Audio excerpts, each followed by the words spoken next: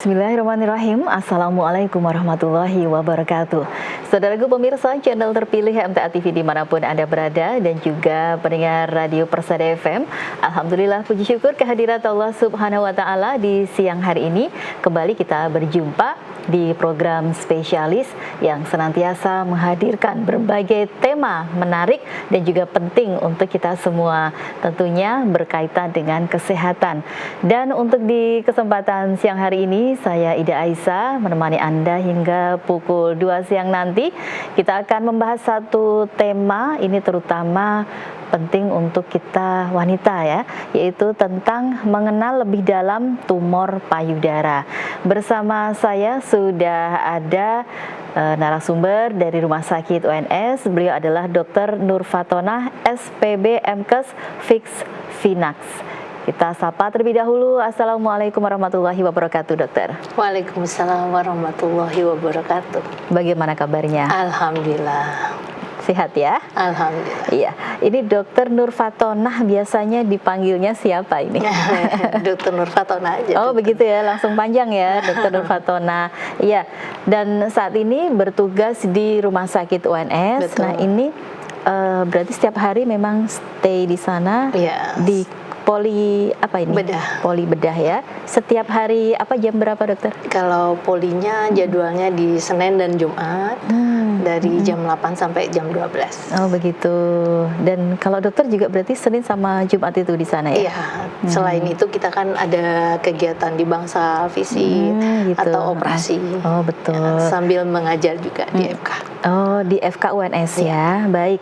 Seperti ini hari ini Senin berarti tadi juga habis betul. bertugas di sana ya. Iya. Melayani pasien gitu. Sambil ada di sela operasi gitu. Ya baik, semoga tetap lancar begitu ya seluruh Insya Allah, aktivitasnya. Dan alhamdulillah saya senang sekali siang hari ini dokter bisa hadir ke sini ya. Sama-sama, untuk Mbak nanti berbagi ilmu juga materi ya tentang ini ya, satu tema yang Masya Allah ya, ini kalau kita baru mendengar namanya saja ini sudah bikin deg-degan dokter ya. Ini tumor, dan ini juga tumornya di payudara begitu ya. Dan ini kalau kita bicara tumor juga pasti nanti berkaitan dengan yang namanya kanker begitu betul. ya. Nah dokter bisa disampaikan terlebih dahulu sebetulnya perbedaannya apa sih ini ya, tumor dan kanker terutama yang di payudara ini, silahkan. Iya, jadi benar tadi ya, saya pilih temanya di payudara karena kita wanita. Sama jadi wanita. kebanyakan carinya kan yang wanita juga ya. Jadi setiap benjolan di tubuh kita yang tidak normal itu kita sebut di medis adalah tumor. Nanti kita bagi dua, tumor itu sendiri ada tumor jinak sama tumor yang ganas gitu. Jadi kalau tumor jinak itu otomatis ciri-cirinya dia tumbuhnya lambat, terus dia juga tidak bisa menyebar ke seluruh tubuh gitu. Kan bedanya sama kanker, dia bisa menyebar ke organ-organ vital ya. Jadi dia akan menyebabkan sampai ke penurunan fungsi organ itu sendiri, sampai ke meninggal gitu. Sementara kalau tumor jinak itu dia lama. Kalaupun dia tumbuh besar tapi dalam waktu yang lama. Bertahun-tahun mungkin? Iya, bisa berpuluhan tahun bisa, karena dia jinak. Nah, sementara dari perabaannya sendiri, kalau jinak itu biasanya empuk ya, kalau orang Jawa empuk ya, kenyal gitu. Sementara kalau yang ganas itu keras dan batasnya tidak tegas. Udah keras, tidak tegas. Sementara kalau yang jinak tadi dia empuk, batasnya tegas ya. Kalau misalnya kayak kelereng ya kayak kelereng gitu, kita bisa membedain ini jaringan normal dan ini jaringan tidak normal. Dan mobile, kalau jinak mobile itu goyang-goyang dia, baik dari kulit payudara itu sendiri atau dari dasarnya payudara, dia goyang-goyang gitu. Baik. Nah kalau yang tadi ya yang namanya tidak yang jinak ini tadi, apakah juga ada rasa sakitnya gitu dokter? Ya, itu yang sering di masyarakat itu keliru. Jadi kalau kita cari yang banyak di masyarakat itu yang keliru adalah kita sering mencari nyerinya. Sementara walaupun itu tumornya ganas, tidak selalu nyeri. Kenapa? Karena kalau misalnya dia masih yang belum infiltrasi itu menyusup ke kulit, sementara saraf itu ada di kulit. Ya, jadi kalau belum nyusup ke situ atau ke dasar dada kita sendiri, dinding dada, itu tidak akan nyeri walaupun itu kanker gitu. Gitu ya. Jadi jangan itu yang kita harus edukasi di sini adalah jangan tunggu nyerinya. Karena takutnya kalau sudah nyebar sampai ke stadium 5, sudah metastase itu nyebar ya tadi ke organ yang vital misalnya otak, tulang belakang, liver atau paru, ya itu udah nyeri itu baru timbul bisa. Dari payudara bisa menyebar ke otak itu juga? Itu bedanya kalau yang kanker. Menyebarnya sampai ke organ-organ vital tadi. Ya. Jadi kadang-kadang pada masyarakat saya beberapa kali nemuin ada saudara atau tetangga sendiri konsul, Bu ini tolong ditengok gitu loh. Dia nggak bisa jalan, tiba-tiba nggak bisa jalan. Ternyata karena dia ada tumor kanker payudara yang sudah nyebar ke tulang belakang. Ya, jadi dia antara mekanisme of injury apa itu ya namanya sebab jatuhnya itu sendiri tidak relevan dengan kok sampai nggak bisa jalan gitu loh, ya kan? Jadi tiba-tiba dia jalan biasa kok jatuh sampai nggak bisa jalan. Kita harus cari ini ada induknya di mana ini gitu. Paling sering adalah kanker payudara. Jadi saya nanya tetangga saya sendiri, Nyun Sewu kalau orang Jawa ya, Nyun Sewu itu ada benjolan nggak di seluruh badan? Kita akan nyari seluruh badan dulu, nggak harus payudara. Ternyata memang kan kita udah mikir nih jangan-jangan payudara gitu. Ya di payudara ternyata sudah ada benjolan. Nah, tak lihat sudah nggak ada putingnya. Jadi dia ada tipe beberapa yang ngecil hilang ke payudaranya atau dia membesar sampai berdarah-darah. Tipenya begitu. Jadi ini apa dulu nggak pernah ada benjolan? Oh ada sudah ke dokter. Sudah disuruh apa? Operasi, takut operasi. Sudah nyebar ke situ. Jadi banyak masyarakat yang mencari nyeri tadi. Nyeri itu akan timbul kalau sudah tuh nggak bisa jalan. Gimana nggak nyeri? Berarti tulang belakangnya pasti nyeri. Gitu, Mbak Ida. Tadi berarti sampai putingnya masuk itu pun ternyata tidak nyeri ternyata ya, gitu. Dia denial karena mungkin kan udah tahu dia ada benjolan, diajurin operasi. Takut udah nggak dirasa gitu ya. Baik dokter, ini sebelum ke sana lagi ya dokter ya, kita agak tarik ke belakang lagi. Sebetulnya kalau jenis-jenis benjolan itu apa saja begitu yang memang perlu diwaspadai, atau mungkin kalau di payudara ini apakah ada mungkin ya benjolan yang ini tumor, ini kanker, atau ini mungkin sekedar nyeri ketika mau haid misalnya seperti itu? Ya, pada prinsipnya sama. Jadi kita tadi yang saya bilang tumor itu pasti ada benjolan, kanker itu pasti ada benjolannya itu. Manakala ada benjolan kan kita ada cara ya untuk nanti kita bahas juga cara biar tahu dininya bagaimana itu untuk membedakan ini normal atau enggak gitu ya toh. Jadi kalau ada benjolan silakan diperiksa, ini kayaknya beda nih karena nama kiri misalnya ya toh, atau tanya teman ada nggak sih punyamu gitu ya, kita bisa tanya ya. Ternyata punya teman nggak ada, sebelahnya beda gitu, boleh tanyain ke kami ini apa toh gitu. Karena kami pun walaupun dari pemeriksaan pegang itu ada, kita nggak boleh ngejudge ini jinak nih, ini ganah, nggak ada. Jadi dokter bedah hanya membantu untuk pengambilan benjolan itu sendiri. Setelah diambil kita akan kasih ke teman sejawat yang dokter patologi anatomi untuk tahu ini jinak apa ganah secara sel paling kecilnya. Gitu jadi di mikroskop dinyatakan oh ya ini sel disusun dari yang ganas. Oh ya jinak gitu.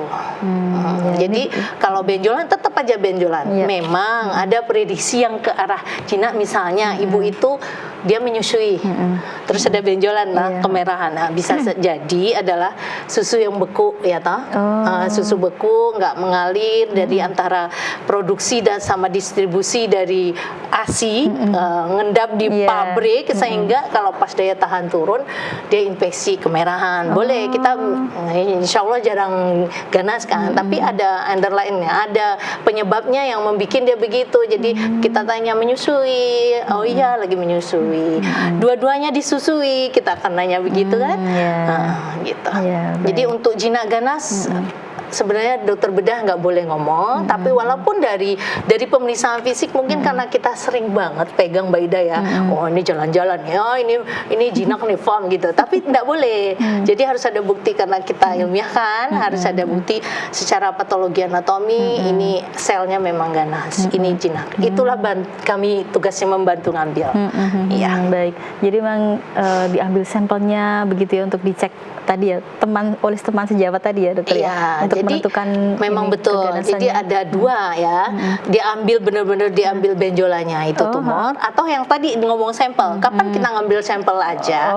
Itu kalau kita ada benjolan, wanita umur lebih dari 40 tahun, kita curiga ke arah ganas. Kan kita sudah tahu nih ciri-ciri tadi yang saya bilang keras, batas nggak tegas. Kita boleh ambil sampel. Karena sekarang core biopsi kita ambil sampel untuk kita cek ke teman, oh ini ganas, oh ini jinak. Itu karena akan menentukan langkah kita selanjutnya. Apakah ngambil benjolannya aja, tumornya aja kalau jinak, atau sekalian kan kalau ganas sekitarnya pun harus bersih gitu. Jadi cara mengambilnya jauh lebih bersih, lebih luas gitu, untuk kita yakin selnya nggak ada lagi yang tertinggal gitu. Cara ininya aja sih. Kedepannya kita mau next tindakan kita sebagai dokter bedah ngambilnya caranya apa gitu, diintip memang yang biopsi tadi. Ya, baik. Kemudian kalau katakanlah seseorang yang menemukan benjolan di payudaranya begitu ya, ini memang dia harus segera bertanya ke ahli kesehatan, atau mungkin menunggu dulu, oh ini baru sehari atau baru 2 hari, atau seperti apa dia harus mencari pertolongan begitu dokter? Iya, kalau menurut saya segera mungkin, karena kita jangan dulu berandai-andai, nggak ada rasa. Itu yang terjadi sekarang. Jadi mbak-mbak, ibu-ibu, mama sekarang kalau ada benjol, nggak apa-apa, nggak terasa, nggak ada sakit gitu. Jangan, justru ini apa dulu gitu loh, biar kita yakin. Kalau kita dengan denial terus, nggak tahu ini apa gitu. Sementara dokter bedah aja nggak boleh ngejudge ini jinak, ini ganas, enggak. Memang betul harus ada data secara histopatologi ya istilahnya, dari sel paling kecilnya itu dilihat di mikroskop, ini jinak, ini ganas. Kapannya? Ya semenjak dia sadar. Jadi kayaknya beda nih gitu.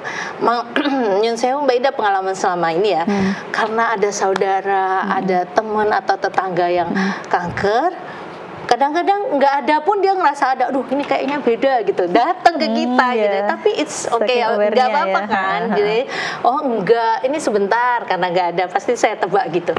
Mbak ini ada saudara apa teman yang sakit ini? Iya dokter. Oh tenang, nggak ada kan. Kita jadi udah ikut tenang. Dia tadinya nggak bisa tidur, mikir ya kan. Jadi nggak apa-apa, make sure aja ke kita, nggak ada salahnya. Biar tenang ya. Betul. Baik, jadi ini tadi yang penting digarisbawahi adalah jangan nunggu ada rasa sakit begitu ya. Begitu ada benjolan segera periksakan gitu. Nah, kemudian ini tadi cara memeriksanya seperti kalau tadi ada istilah pemeriksaan sendiri yang kita harus rutin. Nah, sadari ini kapan, kemudian bagaimana caranya? Kalau kapannya, waktunya Mbak Ida sama sahabat TV ya, MTA, nyampainya apa tuh? Pemirsa ya, MTA TV. Jadi kita meriksanya adalah hari ke-7, dihitung dari hari pertama kita head. Jadi di hari head pertama dihitung, itu hari pertama, ke hari ke-7 itu kenapa? Karena kadar hormon kita yang paling sudah turun di situ. Yang mempengaruhi payudara itu kan hormon ya. Nah, kalau dia udah men itu biasanya udah turun, itu netral kita. Kalau misalnya kita menuju men aja, kita kan agak gerenjel-gerenjel, nyeri sedikit ya kan. Ada yang pusing, ada yang kembang, ada yang sakit perut kan. Nah, itu hormon itu. Nah, jadi kalau di hari ke-7 itu kadar hormonnya sudah yang menurun gitu. Jadi hari ke-7 untuk bagaimananya kita pakai jari kita 10 dikasih Allah ya toh. Jadi ini sensitif sekali, kalau operasi pun pakai kayaknya feeling itu di jari gitu. Jadi kita raba boleh sirkuler dari puting, kita medis ya jadi nggak apa-apa ya ini, dari puting sirkuler melingkar. Jadi kita ada kaca nih, kaca. Jadi untuk menilainya adalah simetris apa enggak, ada perubahan bentuk apa enggak, ada perubahan warna apa enggak gitu kan. Setelah itu kita main raba. Raba itu tadi kalau dari puting sirkuler boleh melingkar. sambil tangannya ditaruh di sini ya, untuk yang diperiksa misalnya yang diperiksa kiri. sebelah kiri berarti pakai tangan kanan dong ya. Terus tangan kiri itu berarti ditaruh di belakangnya kepala kita untuk biar rileks. Nah, terus sambil lihat kaca tadi, merata, biar rata, dia lihat dari puting sirkuler terus melingkar ke arah luar. Terus ataupun sebaliknya, dari puting ke arah bawah gini, radier, menjauhi puting dari arah puting ke luar, gitu, ya kan? Kebayang ya, begitu. Intinya apapun caranya, dengan jari kita keraba beda gitu. Kalau saya sering bilang ke pasien, kok kayak curiga, itu udah tanyain aja, nggak apa. Karena kan kadang-kadang feel-nya beda ya tiap orang. Jadi dokter kok kayak saya ngerasa ini, ternyata enggak. Ini kelenjar susu yang biasanya pada mbak-mbak yang belum nikah, nyun sewu, kelenjar susu kan belum menyusui ya, jadi masih atos-atos keras gitu, mereka udah takut aja, enggak gitu. Tapi sebaliknya, kalau di anak-anak muda itu ada FAM namanya. Jadi kalau ada benjolan itu ya, dia malah justru yang bisa lari-lari, batasnya tegas, gampang kedeteknya sebenarnya, gitu. Ya. Kemudian kalau ini dokter, untuk membedakan apa tadi, kalau dari anak-anak, dari remaja mau ke dewasa itu kan juga ada benjolan itu ya. Maksudnya dari anak-anak? Dari anak-anak ke remaja itu loh. Ketika mau pembesaran payudara itu loh. Baru tumbuh. Itu kan juga ada ya. Iya, tapi normal dengan umur segitu gitu kan. Ya. Yang awalnya kecil terus gede, itu ya sesuai perkembangan aja. Ibunya biasanya jauh lebih tahu karena kan udah pernah ngalami. Jadi itu bisa secara untuk edukasi dini buat ke anak kita. Baik, berarti untuk sadarinya ini kira-kira itu cukup 1 bulan sekali begitu. Betul, ya? Di hari ke-7 setelah dihitung dari hari. Baik, kemudian ini sebetulnya ini tadi kan orang biasanya ini ya, karena mengabaikan, karena tidak sakit maka tidak diperiksakan begitu. Nah, ini sebetulnya kalau itu bisa dilihat ya dokter ya, ini mengarah ke hal yang gawat misalnya seperti itu. Ini apakah bisa terlihat oleh kita sendiri begitu, selain kita merasakan ada benjolan? Kalau orang awam belum ya. Jadi kalau ya itu tadi prinsipnya, ada beda kanan dan kiri, ada benjolan, sudah periksain aja. Kalau kegawatan itu kan kalau udah nyebar, misalnya udah mulai nyeri, itu baru dia konsul kan. Yang nyebar itu gini, gawatnya yang gini, ada benjolan, kan denial tadi ya. Ada benjolan payudara, dia udah periksa ke dokter udah bilang ini diambil gitu, dioperasi. Ada kata operasi aja udah takut ya toh. Jadi nggak mau operasi, walaupun itu kadang-kadang medis, ada banyak gitu loh. Jadi nggak mau kata operasi, padahal prinsipnya kami di bedah adalah ada benjolan, selama benjolan itu bisa dioperasi, diambil, itu akan lebih bersih. Dokter akan bilang, oh ini dioperasi, itu bersih. Coba kalau misalnya dokter udah datang kemana-mana ya, udah maaf ke alternatif, kan banyak ya alternatif, baik itu minuman kayak atau didoain apalah, saya nggak tahu, atau herbal bahkan. Maaf, itu misalnya ke arah Cina gitu. Belum ada pengalaman saya sebagai dokter bedah dari 2008 itu berkecimpung di bedah itu, belum ada yang bagus. Maksud saya kalau bagus, saya punya tugas dong, ngasih ngapain operasi Bu, ini ada gitu. Saya akan jadi amal jariah kan. Nah, ini nggak usah saya operasi capek-capek, ambil aja ini aja, ini ternyata ada pengalaman, boleh saya kasih tahu. Tapi selama ini ternyata enggak, justru malah delay jadinya kan. Yang harusnya kami bisa angkat bersih kan, karena kan kita mikir kalau kanker kan ada akar ya kemana-mana, itu tadi bisa bersih, itu jauh lebih bagus outcome operasinya gitu. Jadi kalau aware untuk ke bahaya apa enggak, biasanya udah salah, udah ke paru udah sesek dulu, terus sudah besesek kalau ke liver, besesek makan dikit kenyang, makan dia sudah ke liver. Kalau yang paru itu ada dua ya, bisanya coin lesion itu dia parunya bolong-bolong, atau parunya ada cairan sehingga dia paru kan untuk ngembang ya, balonnya nggak bisa ngembang karena ada cairan tadi ya, sesek juga gitu loh. Itu atau otak ada penyebaran ke otak, dia sering pusing, mual kalau pagi gitu, atau tadi tiba-tiba sakit tulang belakang, jatuh, nggak karena jatuh yang lari atau gimana, enggak, jatuh aja ternyata tulang sudah nyebar ke tulang belakang. baik. Ya, menarik sekali. Nanti disambung di sesi yang kedua. Siap. Kita harus jeda dulu. Iya. Ya, pemirsa dan juga pendengar dimanapun Anda berada, tetap bersama kami di program spesialis. Kami akan segera kembali setelah beberapa informasi berikut ini. Ya baik, saudara pemirsa channel terpilih MTA TV dimanapun Anda berada dan juga pendengar radio Persada FM, kembali kita di program spesialis ya. Kita masih membahas tema yaitu mengenal lebih dalam tentang tumor payudara.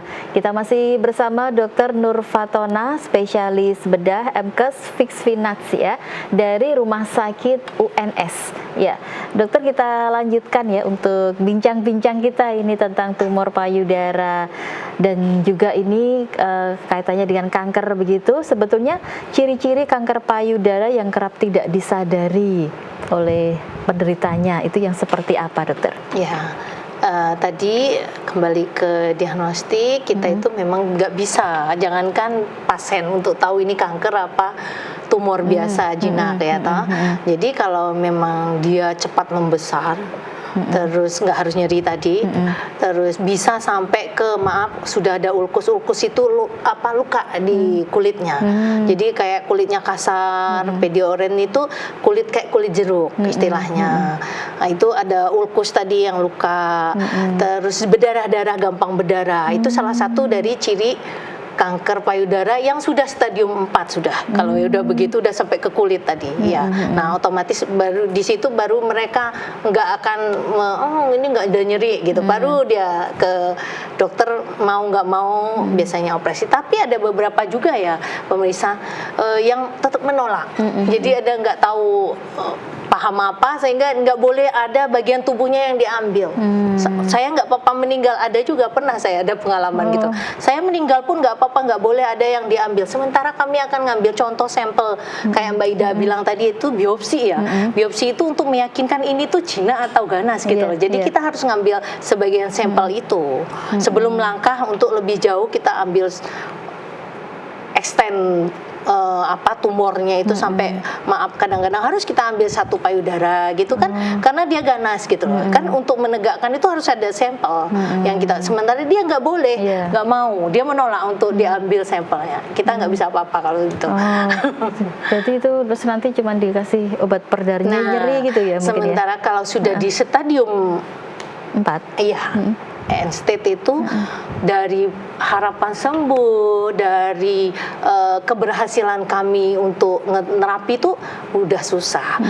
Istilah kami bukan lagi kita mengobati penyebabnya ya, kanker itu sendiri, tapi kita cuman untuk mempertahankan hidupnya aja. Jadi sesuai keluhan jadinya, misalnya dia sesek kasih oksigen, kurangi seseknya, misalnya ada cairan di paru tadi kita keluarin dengan WSD gitu ya.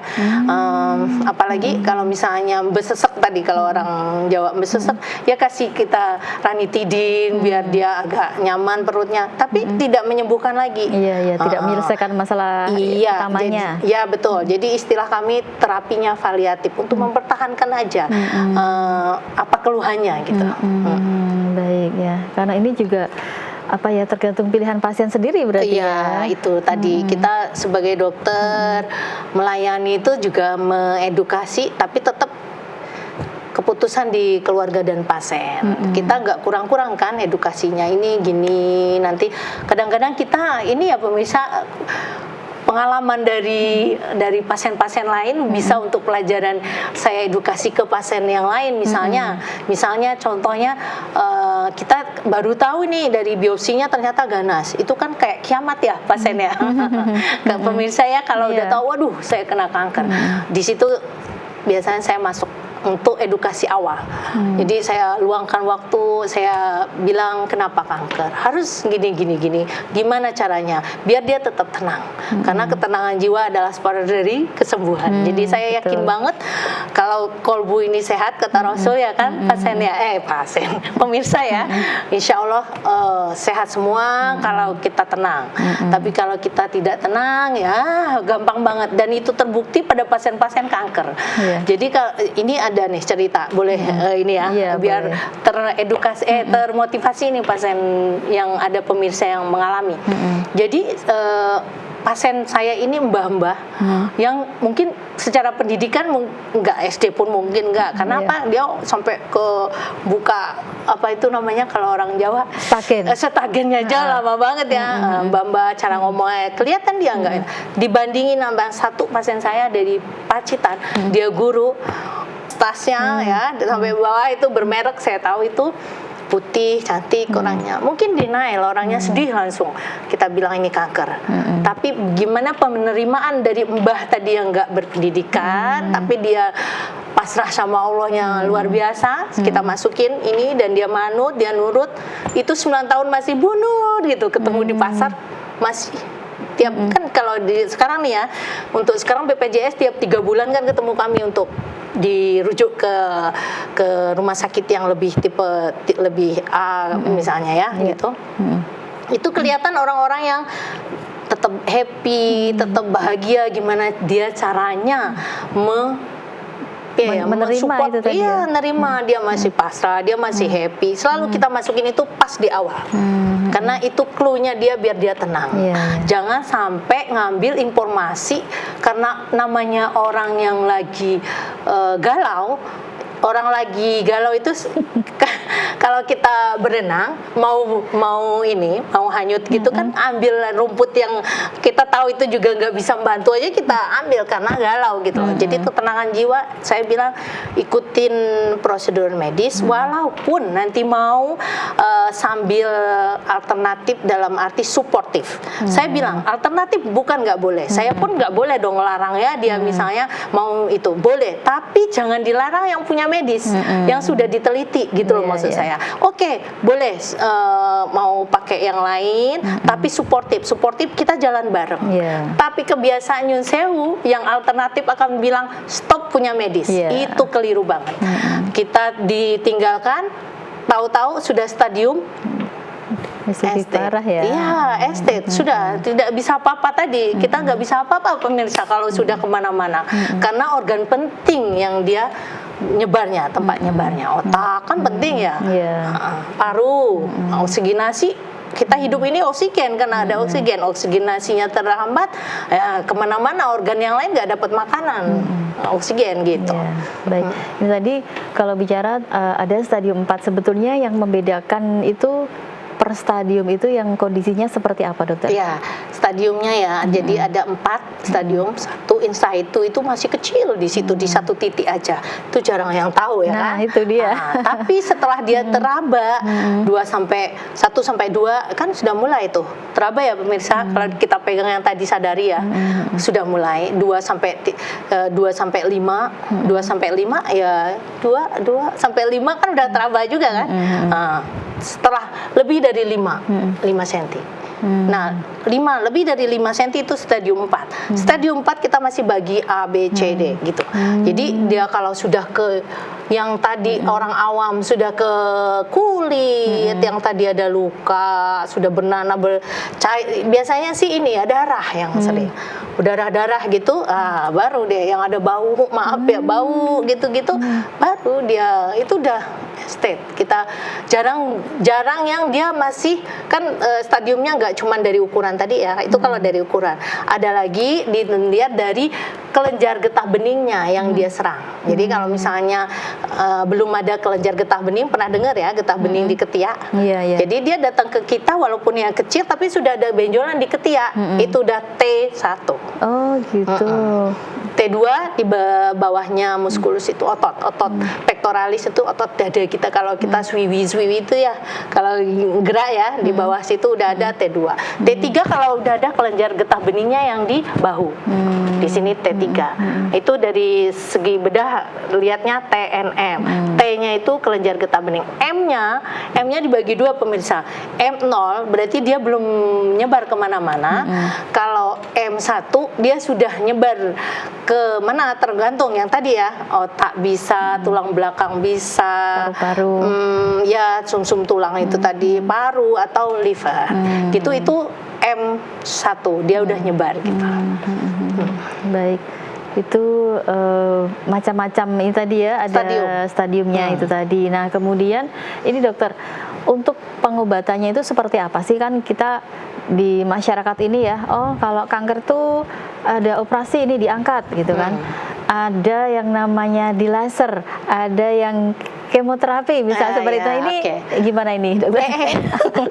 Ya, jadi pemirsa Mbak Ida, kalau untuk terapi ngambilnya tetap di bidang bedah ini ya, diambil. Selama, jadi kalau maling ada di situ, kira-kira tetap mau pingin maling nggak? Kan enggak ya, harus diambil itu. Nah itu sama tumor, ya kita harus angkat. Sering, dokter ada nggak cara yang nggak perlu operasi? Saya minum obat aja. Kalau ada sudah saya kasih, saya nggak perlu pakai pisau ya kan, kasih obat. Itu penyakit dalam mungkin ya. Tapi tumor sekali lagi tidak pernah. Ciri-ciri satu yang harus dipegang ya pemirsa, tumor tidak akan mengecil, tumor tidak akan menghilang. Kalau dia bisa mengecil dan menghilang itu kelenjar getah bening. Maka benjol kan saya tadi ciri-cirinya harus ada benjol. Dia ngecil atau menghilang itu kelenjar getah bening. Tapi kalau dia murni tumor, dia nggak bisa hilang. Makanya kita nyun sewu nggak bisa ngasih obat gitu loh. Satu-satunya cara ya diambil. Nah untuk tipe cara pengambilannya laser atau itu cara aja, teknik pengambilan. Kalau sekarang kan minimal invasif dengan tidak ada irisan, jadi pakai laser. Itu tekniknya aja Mbak Ida. Untuk tadi kapan kemo, kapan radiasi gitu ya. Radiasi. Itu berarti kanker. Dia nggak cuma tumor. Jadi perlu untuk dia mencegah penyebaran ke seluruh tubuh tadi. Jadi meskipun tadi sudah diambil. Nah, jadi prinsipnya kita terapi untuk tumor itu sendiri yang di situ diambil, ya kan dibersihin tadi. Terus untuk tidak menyebar karena dia kanker tadi, sifatnya menyebar. Lewat apa? Lewat darah sama kelenjar getah bening tadi. Makanya dia di kemo. Kemo pakai infus saja sehari, nggak nginep ya kan. Kemo itu untuk seluruh sistemik namanya, pengobatan secara keseluruhan sistemiknya tubuh kita. Nah itu kemo. Radiasi sinar ya, disinar untuk fokus ke situnya, di sinar di tempat fokusnya itu biar nggak bangun lagi, gitu pencegahannya. Itu duluan mana sih dokter? Tetap diambil dulu. Kita selama kita bisa ngambil bersih benjolan itu yang jadi sumber, tetap itu diambil dulu operasi. Tahapnya tetap operasi, terus dilihat di histopatologi, dokter patologi anatomi tadi lihat di mikroskop, dilihat sel yang menyusun ini jinak tipenya ini, baru untuk nentuin jenisnya apa itu tadi baru di kemo sesuai jenisnya tadi. Tapi itu pasti di kemo. Kalau yang kanker ya, kanker pasti meskipun tadi sudah diambil pasti nanti yang bedain adalah preparatnya apa ya, preparat itu ininya jenis-jenis yang di kemonya kan ada obat misalnya obatnya. Yang bedain. Ya, kalau tadi yang radiasi tadi, ya tergantung juga. Pasti enggak mesti. Ya, tergantung jenisnya juga. Dia sensitif untuk radioterapi atau enggak. Jadi walaupun kanker dimanapun nggak harus payudara, ada yang sensitif radioterapi, ada yang sensitif kemoterapi gitu. Jadi misalnya NHL, itu artis Olga NHL, itu sebenarnya kalau dia mau di kemo bagus itu. Ada pasien teman kita dokter spesialis, dia sekolah bareng saya waktu itu. Operasi ada benjolan di leher, ternyata NHL ya kan, di kemo bagus sampai sekarang masih bius-bius gitu ya. Karena sensitif untuk di kemo NHL tadi. Nah sementara yang Olga tadi karena nanya siapa gitu yang orang pinternya itu tahu nggak usah di kemo ya, masih bisa siaran gitu. Udah ke otak, sehingga ke Singapura pun nggak kekejar, itu udah ke otak, bukan meningitis tapi udah nyebar ke otak. Gitu, itu pembelajaran yang intinya benjolan, mau jinak mau kanker, kalau stadiumnya masih dini jauh lebih bagus untuk kita tangani. Yang tadi tenang, jangan apa ya, karena enggak kan tetangga atau saudara bilang enggak usah dioperasi, ada obat ini gitu, itu bikin orang enggak ini ya. Jadi makanya tadi dinyatakan dia kanker, saya langsung itu, walaupun tiap orang kalau diomongin ada yang masuk ada yang enggak ya, tapi minimal kita sudah ikhtiar biar dia tenang. Selanjutnya begini, nah itu dia lebih tenang itu. Iya, karena karena ini dokter ya, masih banyak masyarakat kita yang memang percaya dengan ini ya, mungkin tadi ya Alternatif. harapan ini tadi loh ya. Jadi daripada operasi sakit biayanya lebih banyak misalnya kayak gitu, ya sudah ini aja kita pakai alternatif ini tadi gitu ya. Nah ini yang ya edukasi semacam ini yang mestinya sangat diperlukan. Betul. Begitu. Yang Sew. Iya. Kalau tadi saya izin koreksi ya. Sebenarnya medis bukan lebih mahal ya. Oh gitu ya. Pemirsa ya, karena saya nemuin nih beberapa pasien, maaf saya menyebut wilayah, pasien saya nggak harus orang Solo ya, ada yang orang Boyolali, merantau di mana, di Bandung waktu itu, karena panik tadi sebenarnya suruh operasi itu padahal kanker gitu loh, ke rumah sakit kami itu sudah yang nyebar kemana-mana. Pasti kita akan anamnesa ya, pemirsa, anamnesa itu untuk tahu, menggali apa sih yang terjadi, gimana riwayatnya, itu pasti kita kayak katanya Ustadz siapa itu, kayak kita itu bodoh gitu loh. Memang iya, karena kita akan mengumpulkan informasi sebanyak-banyaknya. Iya, kita akan nanya sebanyak-banyaknya, kita periksa baru di medicine ke pemeriksaan fisik. Makanya sekolah dokter lama karena tangan ini harus pinter nih megang ini gitu. Walaupun USG bilang ini, kita udah punya feel di sini kayaknya udah gini misalnya. Itu kembali ke situ. Dan dia denial. Terus alternatif di Bandung.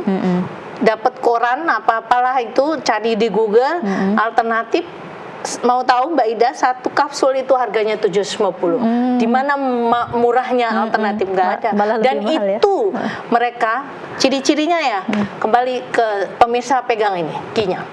Kalau ada orang menjanjikan obat ini pasti sembuh, itu udah bohong. Itu dipegang dulu. Kenapa? Kami pun dokter yang sudah berkecimpung, belajarnya kelamaan kayak gini, nggak akan ada janji. Kesembuhan hanya milik Allah. Bener ya? Ya kita cuman ikhtiar, kita untuk mengantarkan gimana menghadapinya biar maksimal pengobatannya, dia lebih tenang, biar hasil outcome pengobatannya lebih berhasil. Yang nyembuhin Allah. Nah, kalau sekali dia bisa berani ngomong obat segala penyakit, udah keliru. Atau ini pasti sembuh, sudah skip aja udah. Sudah mendahului Allah. Nah itu dia udah bilang begitu tuh. Cuman kembali lagi kita tidak pernah akan nyalahin pasien, karena itu dia tidak tenang toh. Terus ngambil, tidak dimarahin ya dokter ya pasiennya. Disayangkan. Karena biaya dengan itu hasil tetap sudah nyebar. Kita nggak bisa apa-apa soalnya kita udah nggak bisa maksimal ya pemirsa bantu, karena sudah nyebar kemana-mana. Jadi dia sudah per paket. Kembali ke pasien itu sudah per paket, per kapsul, satu botol isinya 15 dokter, harganya sekian. Tinggal dikalikan ya. Dan itu berapa paket dia harus gitu. Sembuhkah? Tidak. Datang ke kita sudah kemana-mana. Tinggal nanti saya edukasi nih suaminya, keluarganya. Ini udah estate. Gimana sih kalau sudah ke pasien atau keluarga yang kita udah tahu itu estate. Apa? Kan tadi paliatif, dari segi kedokteran pun paliatif. Kita cuma ngobatin untuk mengurangi apa yang dirasakan. Mengurangi, tidak menyembuhkan. Sudah tidak bisa karena udah nyebar. Nah, jadi kita harus, kalau muslim, dokter muslim harus yakin kita tinggal menghantarkan dia kembali ke Allah itu dalam kondisi iman. Itu aja. Jadi biar dia tenang. Gimana? Keluarga harus tahu nih strateginya. Tenangin aja, dia pingin apa ikuti. Tenangin aja. Tapi ingat sana, karena itulah niat kita medis, nggak cuma ngobati raganya atau itu yang paling penting. Saya ingat itu pesannya guru saya. Masya Allah ya. Jadi obatnya lahir batin ya dokter ya. Ya, karena beda antara tenang sama enggak, menghadapi semuanya lebih enak. Ya, baik. Nah ini tidak terasa ini dokter ya, ternyata sudah mau habis waktunya dokter. Ini memang kalau bicara tumor, kanker ini seperti tidak ada habisnya, banyak sekali dinamikanya. Apalagi dokter pastinya sudah banyak menangani pasien begitu ya, banyak sekali pengalaman yang nanti sebetulnya bisa dibagikan kepada pemirsa untuk pembelajaran begitu ya. Jadi ini tadi sudah banyak juga yang di-spill begitu. Karena kita lebih ngena kalau dengan contoh. Kalau pasien itu juga dengan contoh. Tadi untuk bedain antara dia ketenangan tadi, mbah-mbah tadi sama yang berpendidikan ya, dia karena guru kan berpendidikan ya, tapi tetap tidak bisa ya, kita harus tenang, pasrah bagus, insya Allah, alhamdulillah yang sembuh banyak loh ya. Jadi bukan maksudnya ya dan jangan katanya, satu lagi jangan katanya. Jadi kalau misalnya katanya itu kan nggak ada dasar ya. Kalau katanya, jadi tetangga saya katanya habis di kemo mati, ya itu udah dipegang dulu, padahal stadiumnya aja udah beda-beda ya, Mbak Ida ya. Stadiumnya aja datang ke kita udah beda-beda, dan stadium itu menentukan keberhasilannya awal tadi gitu. Jangan katanya, mana buktinya gitu. Baik, ya, baik dokter. Sebelum diakhiri, silahkan ini yang memang perlu digarisbawahi terkait tumor payudara ini supaya masyarakat juga lebih peduli. Kemudian ini tadi ya tidak salah untuk mengambil langkah begitu. Silahkan dokter. Ya, tadi prinsip sudah kita spill ya. Sebenarnya jangan, kalau ada benjolan, apapun itu nggak harus di payudara. Kalau ada benjolan yang tidak normal di tubuh kita, tanyakan dulu ke kita, nggak apa-apa. Nggak harus terus pasti operasi. Ternyata udun kan bisa ya toh. Jadi jangan takut dulu. Tanyakan, silakan, nggak apa-apa, datang ke kami untuk jangan takut operasi. Kalaupun operasi, kenapa sih? Tanyain sejelas-jelasnya sampai kenapa sih harus dioperasi. Akan kami jelaskan. Efeknya, keuntungannya, kekurangannya gitu. Jangan denial dulu. Jadi tanyakan, monggo ke kami. Kedua, kalaupun ya harus operasi, selama dokter bedah itu bilang ini bisa dioperasi, itu outcome-nya lebih bagus daripada kami bilang udah nggak bisa lagi nih operasi, karena harus di kemo dulu, dikecilin baru dioperasi. Itu outcome-nya udah beda, apalagi udah nyebar gitu, udah beda. Selama kami bisa sanggup, oh ini harusnya diambil, itu jauh lebih bagus outcome-nya daripada tenang ya. Betul. Jadi kalau ketidaktenangan itu meragukan apa yang harus diambil, dokter boleh ditanyain kenapanya. Kenapa harus diambil? Jadi jangan takut dulu. Kedua, untuk seandainya sudah dinyatakan itu kanker, jadi ketenangan jiwa ya, Mbak Ida ya. Ketenangan jiwa itu sangat berpengaruh. Kayak Rasul bilang, kolbu tadi ya, sangat berpengaruh. Jadi tenang aja, pakai strategi, harus bagaimana tanyain ke dokter lagi. Karena saya bukan orang yang kaku banget, boleh suportif dengan yang lain boleh, tapi jangan ditanggalkan yang asli, yang memang terapi sudah diuji gitu loh maksudnya. Monggo silahkan. Misalnya dengan madu, dengan kurma, saya selalu bilang biar nggak lemes habis kemo, karena kan mual-mual ya, itu efek samping. Nah, itu juga kita harus nerangin kenapa harus kemo, apa efek samping kemo, itu kita luangkan waktu gitu loh. Jadi sehingga pasien menghadapi kemo itu nggak yang momok banget gitu loh.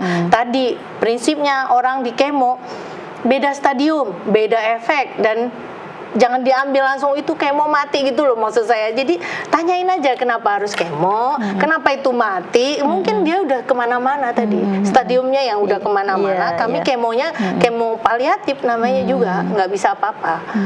Untuk mencegah dia tidak tambah aja gitu. Gitu. Semangat ya Bapak, sehat selalu. Karena ini kita belum spill apa sebabnya ya. Memang tetapi sudah habis dokter ya. Baik ya. Kalau mungkin kalau untuk penyebabnya secara singkat boleh juga dokter. Ya, itu karena sebabnya itu kan kita ingin menghindari ya. Tadi pemirsa biar nggak ketinggalan, sebabnya itu belum tahu pastinya. Nah, sehingga kita tidak bisa bilang ini loh cara mencegahnya secara pasti. Jadi di tubuh kita itu ada keseimbangan ya, keseimbangan hemostasis, equilibrium itu keseimbangan dari tingkat sel paling kecil. Jadi kalau itu keseimbangan sama dengan hutan ya, keseimbangan kita ganggu, akan terjadi sesuatu masalah. Nah, gitu. Jadi ya sama keseimbangannya ya, bisa jadi dong kalau hutan dipotong hutannya ganti ini, atau kalau di badan hormon misalnya ya, salah satunya hormon, misalnya kita KB hormon dengan hormon, itu keseimbangan hormon yang dari sananya udah diganggu gitu.